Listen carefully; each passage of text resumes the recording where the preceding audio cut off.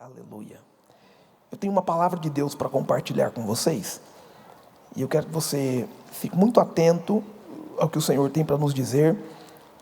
Porque toda vez que uma palavra é liberada, uma bênção vem logo após essa palavra. Aleluia. Aleluia. Nosso tema está localizado na carta que Paulo escreveu para a igreja de Éfeso.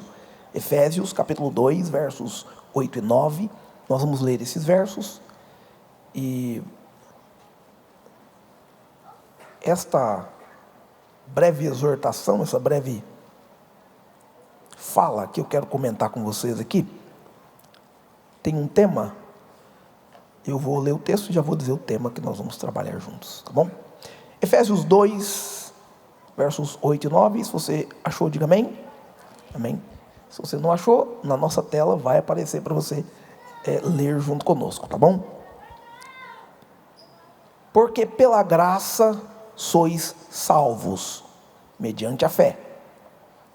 E isto não vem de vós, é dom de Deus, não de obras, para que ninguém se glorie. Amém. Aleluia. Eu quero pregar por uns minutos sobre o tema graça, salvação e fé, os ventos da redenção. Aleluia. Graça, salvação e fé, os ventos da redenção. Hoje em dia, nós não somos mais acostumados com cartas. A carta era um recurso de comunicação que alcançou ali até meados do ano 2000. Eu me lembro de ter recebido uma carta. Eu já recebi uma carta. Quem aqui já recebeu uma carta? Carta do correio. Do correio mesmo, do correio. Eu não estou falando dos pacotes da Shopee, não. Pacote da Shopee não é carta. Misericórdia. Carta. Aqui, deixa eu ver desse lado aqui. 2, 3. Poucas pessoas receberam carta aqui desse lado. Desse lado aqui. Minha senhora já recebeu carta aqui, legal. Ok. O resto de nós, talvez não temos recebido uma carta, porque ela é um recurso de comunicação muito antigo. É um recurso antigo. Porém, é um recurso muito eficiente, visto que o Novo Testamento é repleto de cartas. O que é uma carta? Uma carta é um texto em voz. É como se alguém falasse e ao mesmo tempo se colocasse no papel. Ele vocalizou aquilo, tudo aquilo está registrado no papel. Hoje em dia, a gente está com preguiça até de mandar mensagem de texto, virou tudo áudio. Mande áudio, não mande escrevendo não, mande áudio. A gente manda áudio porque fica até mais fácil, né? Deus permitiu que o apóstolo Paulo usasse um tempo específico para escrever uma carta, narrasse para um amanuense, uma pessoa profissional em escrever, alguns pedaços ele escreveu com o próprio punho, mas ele narrou para um profissional escrever, e ele escreveu a quantidade de letras que cabiam naquela linha, naquele papel, naquele determinado documento, e ele mandou estas cartas para essas igrejas das quais ele foi fundador, foi pioneiro, foi pastor, e essas cartas serviam como um apoio doutrinário para que a fé deles se mantivesse embasada na palavra que Deus entregava, revelando ao apóstolo Paulo. Duas coisas. Escrever uma carta era por inspiração. Nada do que Paulo escreveu veio da cachola dele, da cabeça dele. Acho que eu vou escrever isso aqui. Não, apaga que eu não gostei. Põe de outro jeito. Não, gente, não. Tudo que Paulo escreveu foi inspirado. Ele recebeu de Deus as revelações. Ele teve o entendimento da fé judaica, que outrora ele substanciava. Ele tinha a fé judaica como a sua fé primária, mas ele foi revelado pelo Evangelho. E tudo que ele escreveu, Deus o revelou. E quando ele escreve para essas igrejas, ele escreve uma carta completa. A carta de Efésios, por exemplo, a que nós estamos observando hoje, é uma carta completa.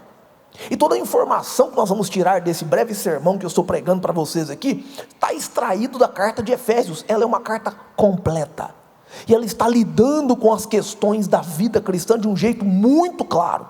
Por isso que eu convido você para ler a carta de Efésios junto comigo essa semana. Daqui para amanhã dá para a gente ler, é curtinha. Daqui para amanhã, a gente maratona, quantos, 12 episódios, 12 EPs, quem já maratonou mais de 12 EP, levanta a mão.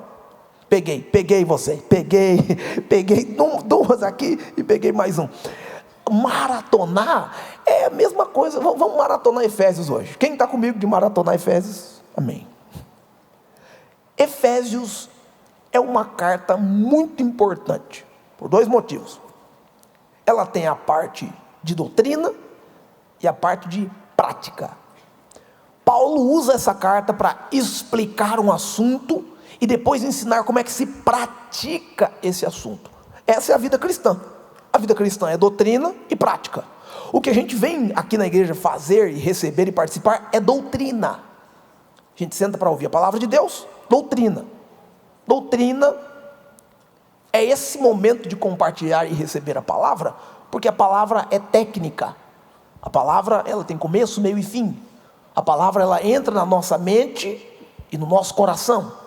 Isso é doutrina. A gente tem informação didática. Aí vem a prática. É quando a gente sai daqui. Quando a gente sai da porta para fora da igreja, a gente vai viver o que a gente aprendeu em termos de doutrina. E é aí que nós encontramos o grande desafio. Porque aqui na igreja nós somos maravilhosos. Aqui na igreja nós somos lindos. Aqui nesse lugar, nesse ambiente, é que a gente não tem coragem de falar algumas coisas que a gente fala lá fora. Aqui dentro, a gente não tem coragem de se comportar de algumas maneiras com as quais a gente se comporta lá fora. Nosso vocabulário é mais limpinho, nossa maneira de agir é um pouco mais recatada, a gente não empurra ninguém, a gente não passa, caiu, não, a gente não faz isso com ninguém. Aqui está todo mundo dignificado. E aí que a palavra de Deus vai fazer efeito na gente, porque aqui é doutrina, é ensinamento, instrução, mas lá fora é prática. E Paulo faz isso com eles. Eu vou ensinar para vocês isso aqui e depois vou mostrar a prática da vida cristã. Efésios tem 6 capítulos. No capítulo 1, ele dá uma saudação, depois ele faz uma oração pela igreja. No capítulo 2, ele fala que nós somos mortos e depois vivemos para Cristo. Ele fala da unidade da fé judaica, a fé cristã, para se tornar o cristianismo, que é o entendimento das obras da lei, com o entendimento de Jesus Cristo, aí surge a igreja. No capítulo 3, aí ele fala de um mistério que foi revelado, e no final do capítulo 3, ele ora por fortalecimento espiritual de toda essa igreja. Aí, terminou essa parte de doutrina, a gente entra na prática. Capítulo 4, ele fala da unidade e diversidade na igreja. Diz que nós somos unidos, diferentes, mas unidos. Capítulo 4, na metade do capítulo, ele fala da nova vida em Cristo. Ele diz que nós somos nova criatura.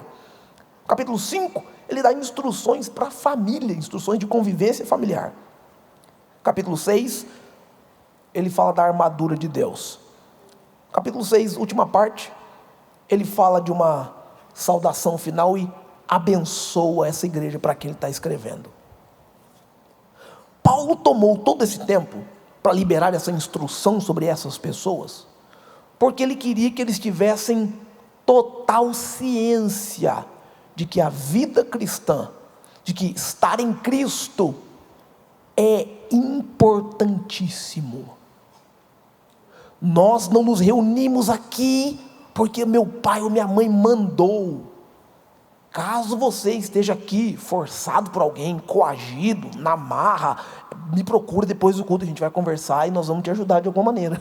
A gente vai descobrir como é que te ajuda, porque isso não pode acontecer. Ninguém pode vir forçado, empurrado, apanhando. Eu estou aqui porque fulano me... Não. Esse lugar aqui não é um lugar de coerção. Ninguém vem aqui na marra.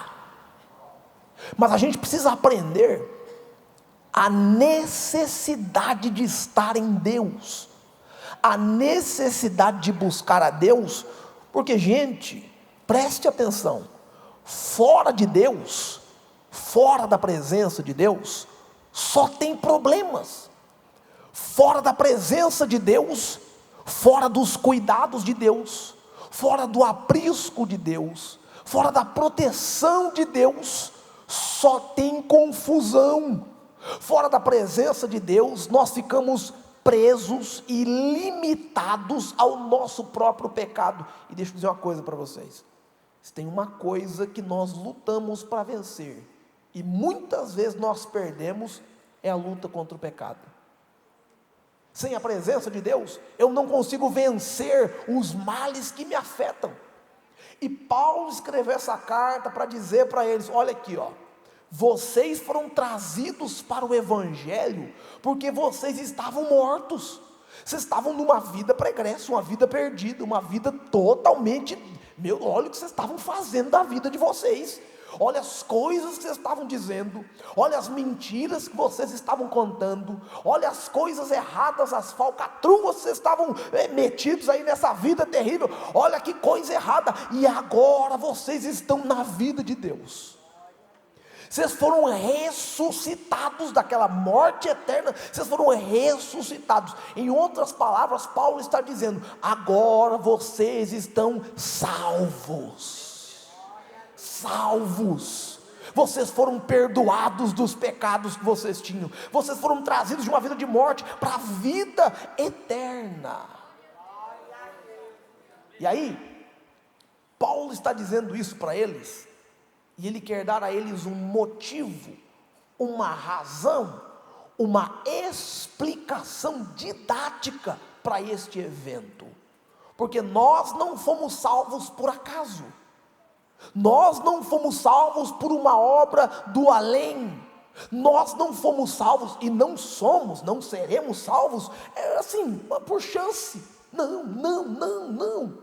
Existe um processo divino, existe uma influência de Deus, existe um toque, uma organização que Deus preparou de um jeito tão especial, tão particular, de um jeito tão profundo. É tão forte o que Ele fez, que Ele salvou todo mundo de uma vez e salvou cada um de nós de maneira individual. A salvação que Deus nos deu é personalizada.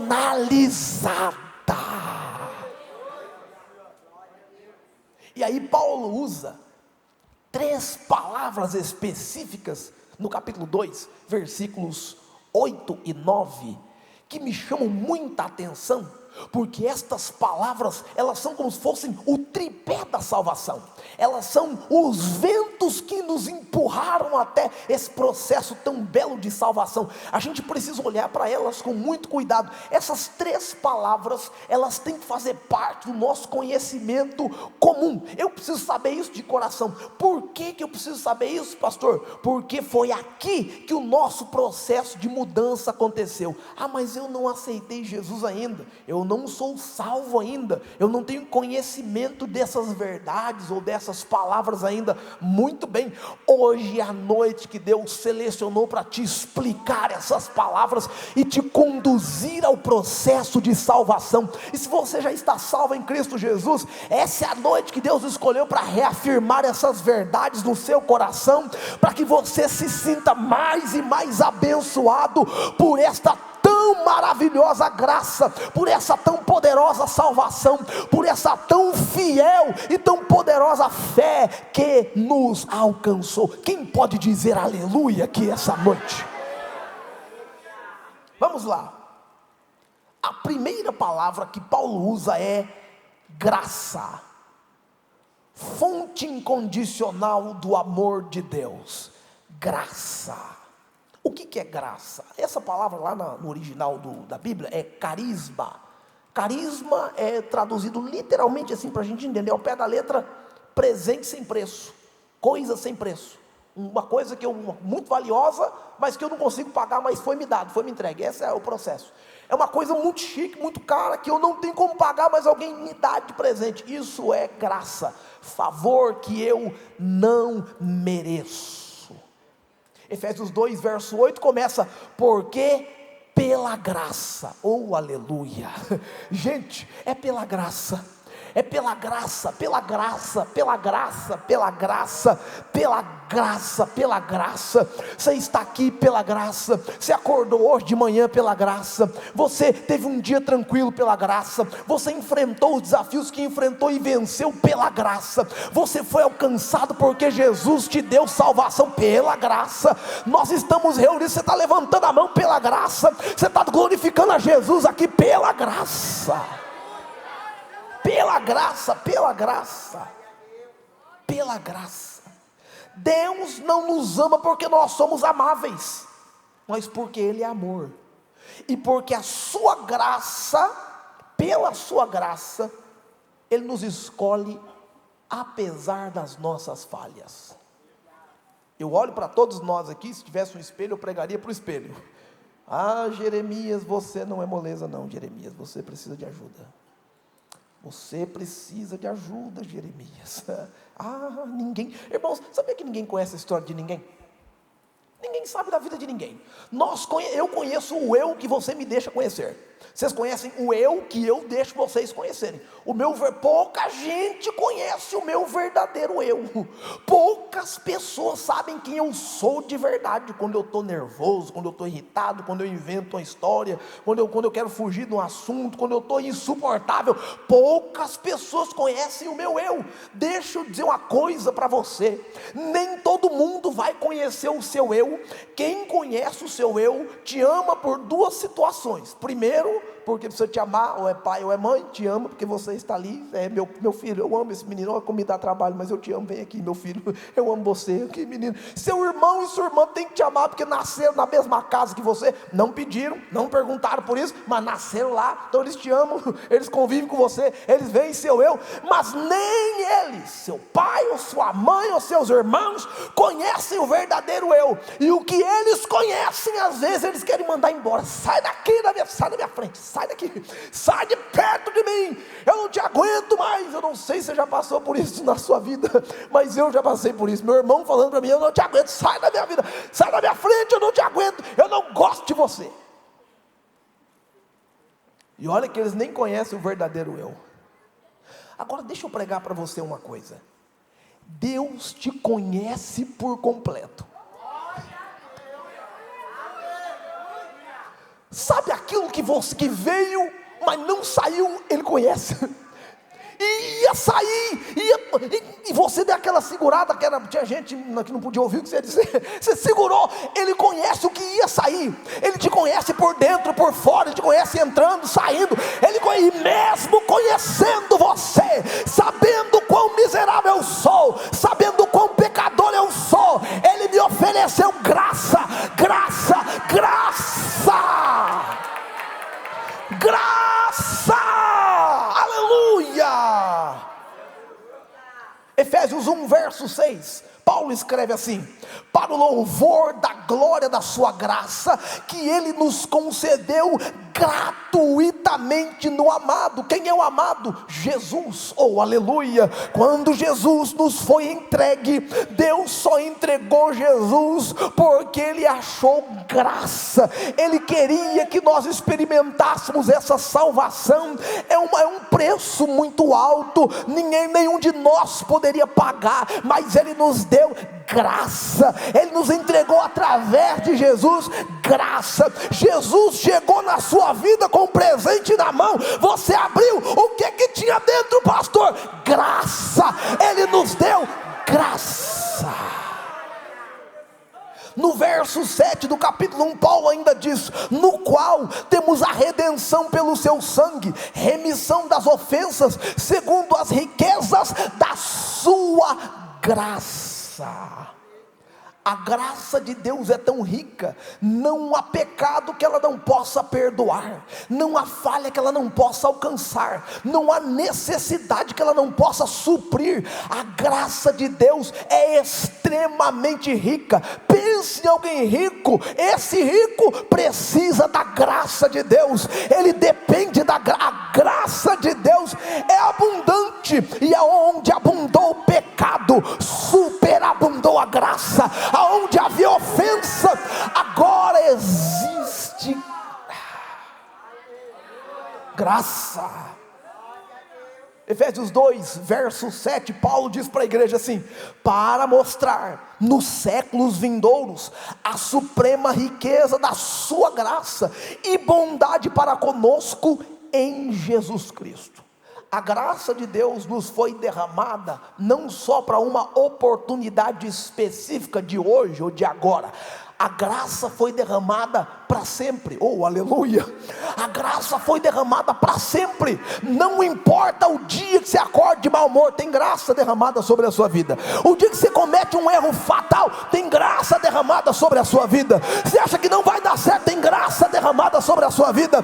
Alguém te acusou, te ofendeu, te maltratou, tem graça derramada sobre a sua vida. A graça é totalmente imerecida e ela é totalmente iniciada por Deus. Nós não oferecemos graça porque ela é muito forte. A graça precisa ser dada de uma fonte que é inesgotável. A nossa fonte pode se esgotar, a nossa vida se esvai, morreu, a gente não tem mais como vencer ou lutar pela própria vida depois que sai dessa vida.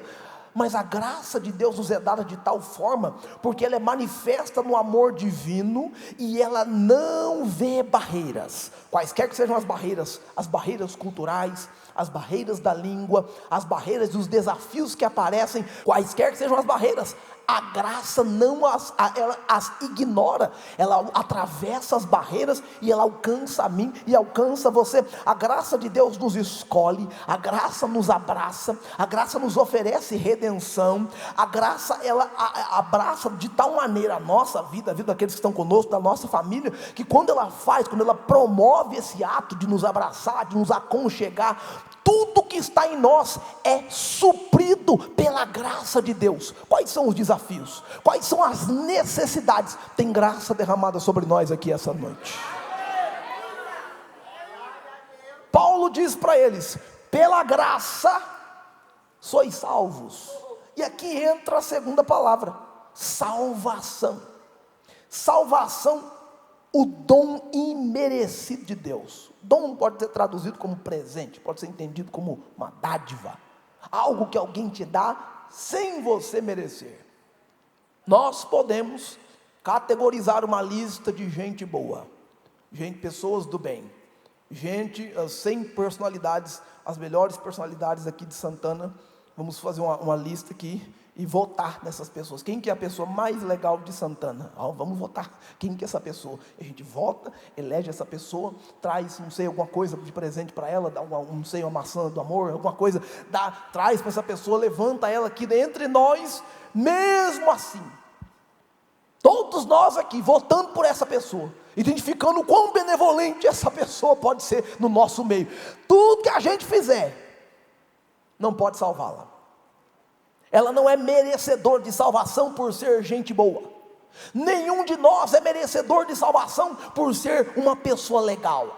Olha, estava todo mundo zoando fulano, eu não zoei, então eu mereço alguma coisa. Gente, mesmo assim, mesmo que a gente não tenha entrado naquela zoeira em particular e zombado do fulano, mesmo assim, nós não somos merecedores de salvação. A salvação é um dom que Deus dá para a gente, independente das nossas posses. Porque se fosse assim, alguém que tem muita posse poderia pagar pela salvação e está tudo certo. É impossível pagar pela salvação, é um dom muito caro. E qual que é o preço da salvação, pastor? A sua vida. E se ela fosse perfeita? Nenhum de nós pode clamar perfeição. Nenhum de nós pode dizer: olha, eu estou limpo, puro, santificado, pode vasculhar minha vida. Não, gente, não dá. Nenhum de nós pode clamar tamanha perfeição para se considerar digno de salvação. Como é que a gente conquista esse dom? Eu vou explicar para você. Paulo diz para a igreja de Efésios: pela graça sois salvos. A graça de Deus nos alcançou e ela trouxe, ela empurrou para a nossa vida este dom da salvação. Pela graça nós conquistamos a salvação.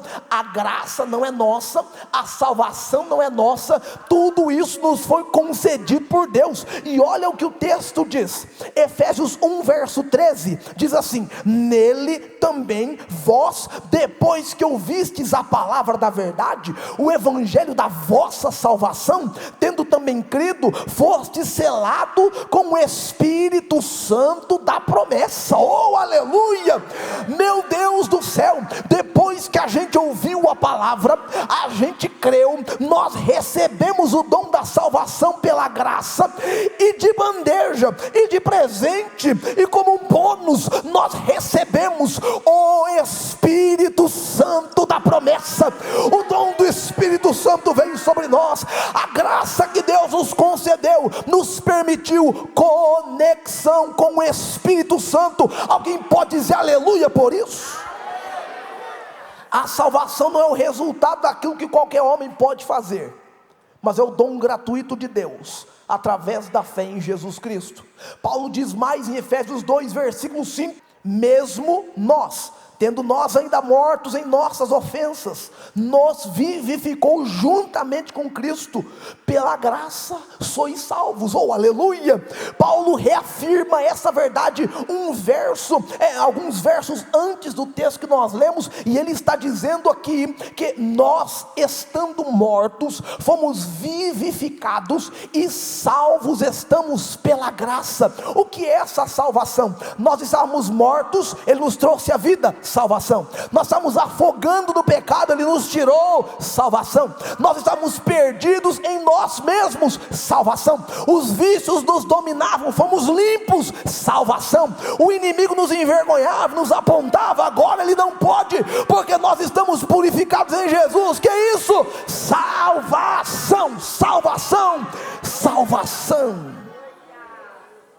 Efésios 2 verso 8, ele diz: pela graça sois salvos, mediante a fé. Isso não vem de vós, é dom de Deus. E isso não vem de vós, é dom de Deus, está conectado diretamente com o substantivo, com a pessoa, a pessoa que rege essa frase, que é a salvação. Isso não vem de vós, é dom de Deus, é a salvação. O que não vem de nós, o que é dom de Deus, é a salvação. Nós fomos alcançados por algo pelo qual nós jamais poderíamos pagar. A salvação é o ato pelo qual Deus nos alcança através de Jesus Cristo. Ele nos resgata do pecado da morte. Não é uma coisa que a gente pode merecer ou pagar por ela, mas é um presente que nós recebemos de graça, e ele transforma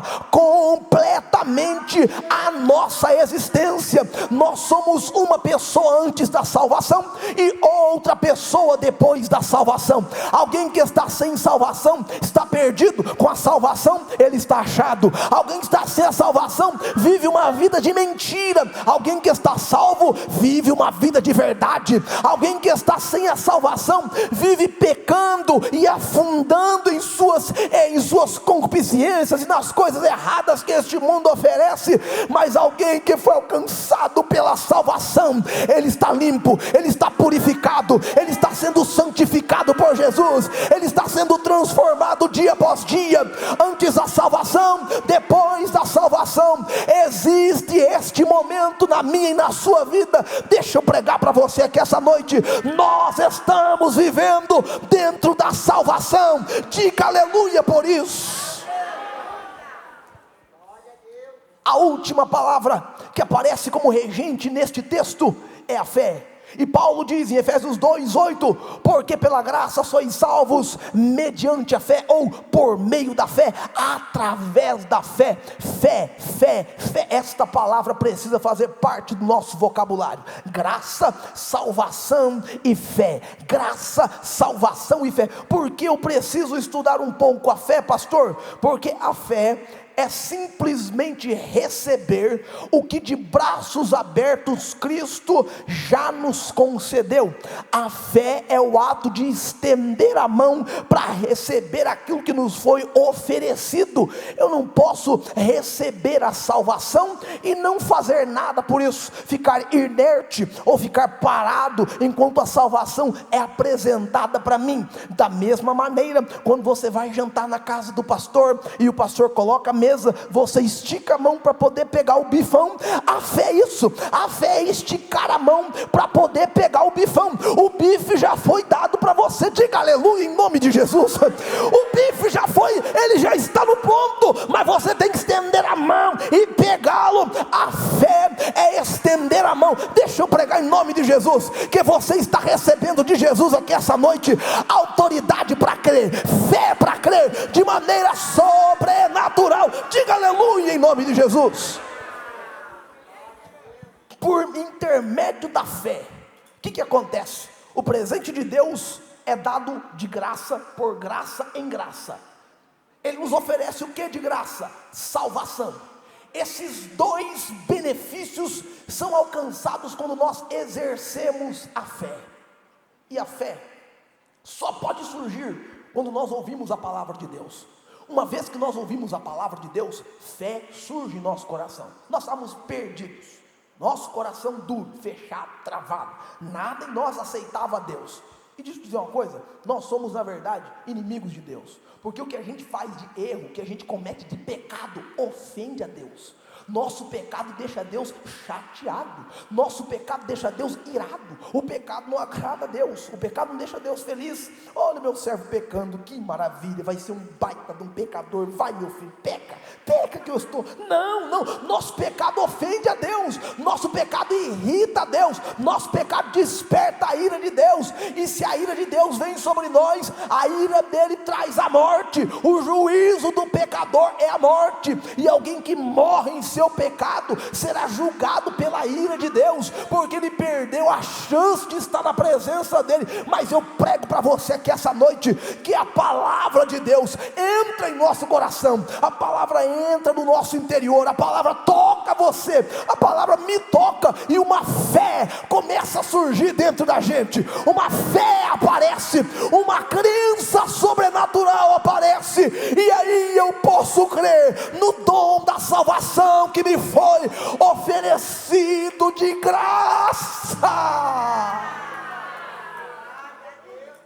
Efésios 1, versículo 15, Paulo diz assim: por isso também eu, tendo ouvido falar da fé no Senhor Jesus, que entre vós existe, e do vosso amor para com os santos.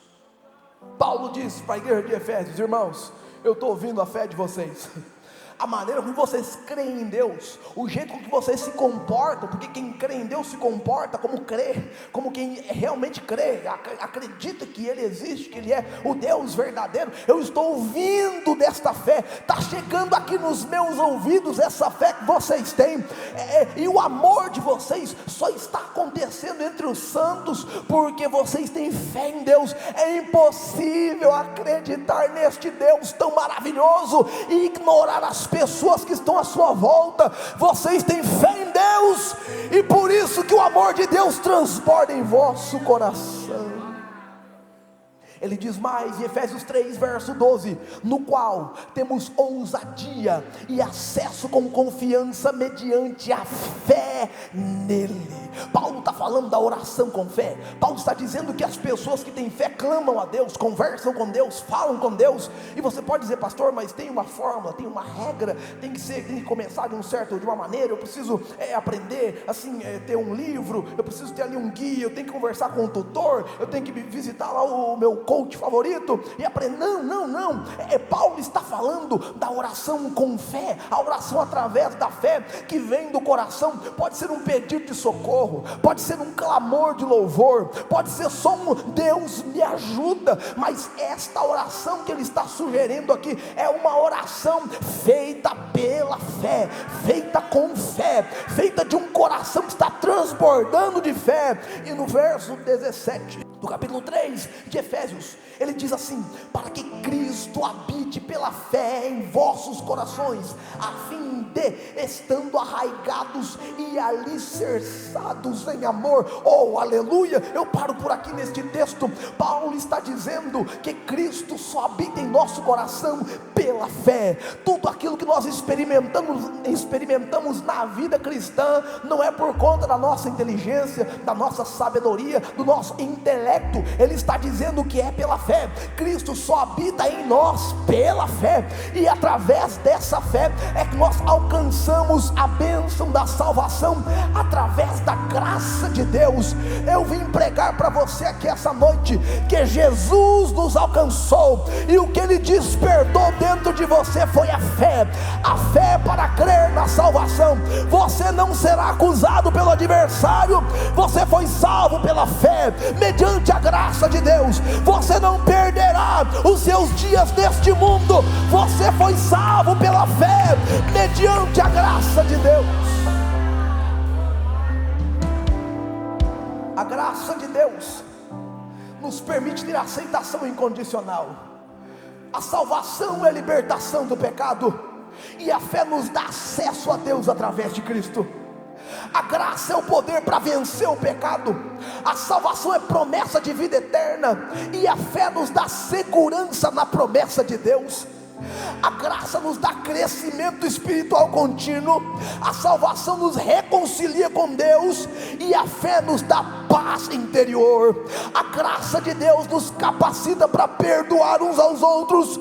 A salvação nos dá um propósito e significado, e a fé fortalece a nossa vida em tempos difíceis. A graça de Deus é livramento das culpas passadas. A salvação nos permite experimentar a adoção de filhos, e a fé nos dá motivação para obedecer a Deus. A graça é proteção espiritual, a salvação é habitação no Espírito Santo, e a fé é base para nossa esperança. A graça é proteção espiritual, a graça é conhecimento profundo do amor de Deus. A salvação é comunhão com os nossos irmãos, e a fé é capacidade para ver o invisível. A graça de Deus é libertação dos medos e das inseguranças. A salvação é cura emocional e física. A fé, oh aleluia, a fé é crescimento, sabedoria e entendimento em Jesus Cristo. A graça é dádiva espiritual para servir no reino de Deus.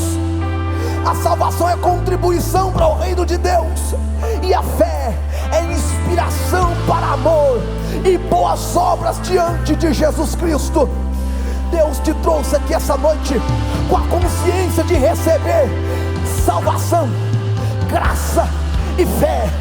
Deus te trouxe aqui essa noite para receber graça, salvação e fé. Deus te trouxe aqui essa noite para que você transporte salvação, graça e fé. Você pode receber essa palavra em nome de Jesus. Você pode receber essa palavra em nome de Jesus. Em nome de Jesus. Em nome de Jesus. Em nome de Jesus. Salvação, graça e fé. Fé, graça e salvação.